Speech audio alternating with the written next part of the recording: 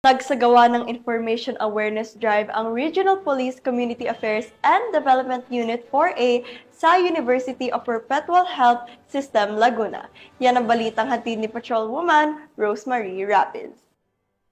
Gawa ng Information Awareness Drive ang Regional Police Community Affairs and Development Unit 4A ngayong September 16, 2025. Bilang bahagi ng pagdiriwang ng National Crime Prevention Week 2025, pinangunahan ni Police Colonel Mildred E. Patam, hepe ng Arpicado 4A ang naturang aktibidad na ginanap sa Performing Arts and Theater ng University of Perpetual Health System, Laguna, Binyan Campus, Barangay Santo Niño.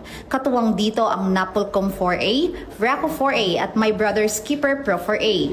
Dumalo ang mahigit 200 participants na kinabibilangan ng mga estudyanteng kumukuha ng kursong criminology mula unang taon hanggang ika-4 na taon kasama ang kanilang mga guro.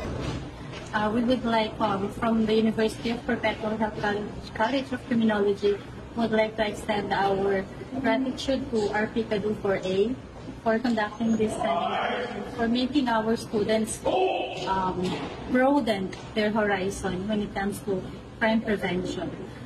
Hopefully, in the near future, we will be conducting again this seminar. Thank you very much. Layo ng programa na mas mapalawak ang kaalaman ng mga kabataan hinggil sa crime prevention at mas pagtibayin ang pakikipag-ugnayan ng pulisya sa mga paaralan at komunidad.